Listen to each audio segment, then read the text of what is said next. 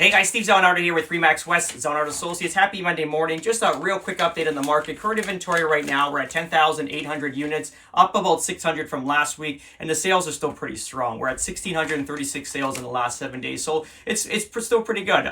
Even for ourselves, I mean, as a business, we have 10 or 12 listings currently on the market right now. I have another one coming up today. They're sitting on the market. It's, you know, we're adding days on market to our listings, and it's bidding wars that have failed, and you know it's basically a normal market currently right now. So the only way to correct this and get a house sold right now is always price adjustments. Be aggressive with their price adjustments every 7 to 10 days. Hammer that price down. Get new buyers interested in it, and hopefully get it down to a point where it would make sense, like an equilibrium at some point between buyer and value of your property. Even for us, few listings that have sat, we talked to a few agents last night, and they're talking offers for this week. So hopefully we can get a few sold, maybe 4 to 5 by the weekend would be great.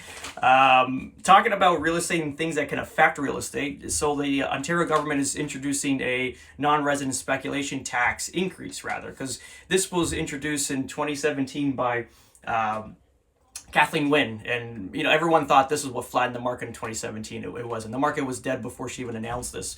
But regardless, that was they added a tax at that point. If you purchase a property, foreign buyer, you'd have to tack on 15% of that purchase price, and that's a direct tax paid to the government. Now they're going to increase it to 20%, so an additional 5%.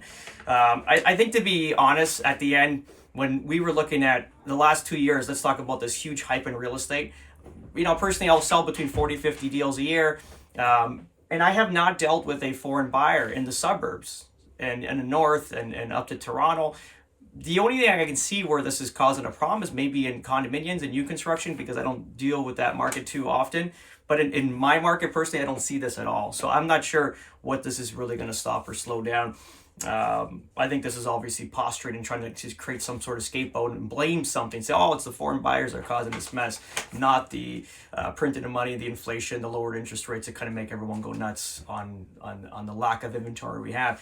And talking about the problem with this, because there's one at the end of the article is amazing, where it says Steve Clark, Minister of Municipal Affairs and Housing, is quoted in a press release as saying that there is no silver bullet to solving the housing crisis. Addressing the housing supply is a long-term strategy that requires long-term commitment and coordination with our partners and between all levels of government. This is never going to work, guys. I got to be honest. They still don't understand what the problem is. It's just, this was caused by Dalton Mcuinty about 20 years ago, when he basically locked the Greenbelt. And what happens with that, builders prior to that used to buy vast amounts of parcels of land, 600 acres, 1,000 acres. Then they would develop cities in there, and they would be developing that site in 4 or 5 phases and having, 3,000 to 5,000 houses. Now, if you look at subdivision, they're 200 houses, 100 or 200 houses. Why? Because development charges are astronomical, land prices are astronomical. And when the Liberal government kind of blocked the Greenbelt area, it had builders coming inland. So they had to more intensify the area that's sort of closer to infrastructure, which obviously brought up prices. Competition got a lot higher, because now a builder can't go out and buy 500 to 1,000 acres and build. Now they have to buy, parcels of 20 to 50 to 100 acres and still, put all the infrastructure in place for this small project. So what happens there? It obviously puts the end user's price up higher, which is us as the end user paying this bill. So to be honest, I don't see any of this going to fix anything. I don't even think they have a clue, to be honest. This is what's worse. I don't know why they don't hire proper economists to do this job. It's hilarious. And another thing here, so listen to this. I remember, I was being very neutral back in June when the re-election was between all our parties here federally. And one of the Liberals' promises was, and I'll read it, the Liberal government made it a campaign promise to ban new foreign ownership.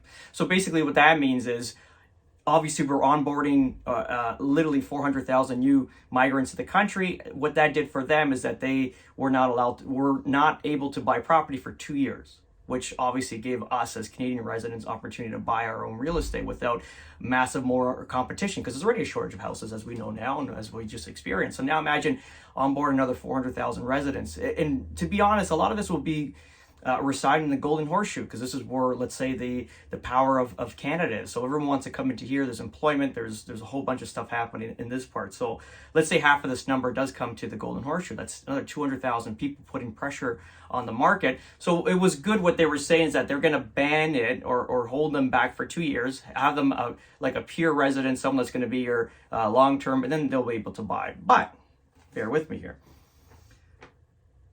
So, however, the Liberals backtracked on this promise. So now, basically, these foreign buyers will come in, migrants rather, and be able to buy real estate and put more pressure on the market for us Canadian residents.